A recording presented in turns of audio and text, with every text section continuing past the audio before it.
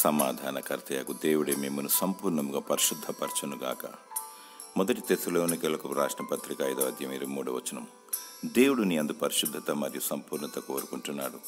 ఏడాది దూడలను కాదు, 1000 పొట్టేళ్లను కాదు, ప్రభు అయిన యేసుక్రీస్తు నీ హృదయాన్ని మరియు అంతరాత్మలో సత్యమును కోరుకుంటున్నాడు.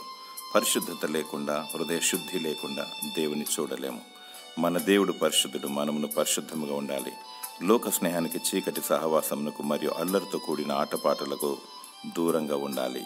అనునిత్యము ప్రభుని యేసుక్రీస్తు దేవుని ఆత్మతో సత్యముతో ఆరాధించాలి. అనేకులు అసంపూర్ణ స్థితిలో ఉన్నారు. లోకంతో స్నేహం చేస్తూ మరియు విశ్వాసులుగా చలామణి అవుతున్నారు. ఎటుకాని స్థితిలో ఉంటున్నారు. దేవుడు నీలో పరిశుద్ధము మరియు సంపూర్ణ స్థితి కోరుకుంటున్నాడు. తద్వారా నీకు తన సమాధానమును దయచేయను, నిత్య రాజ్యమును దయచేయను. దేవునికి మహిమకరంగా జీవించు. దేవుడు నిన్ను తన సమాధానం చేత దీవించునుగాక. ఆమేన్.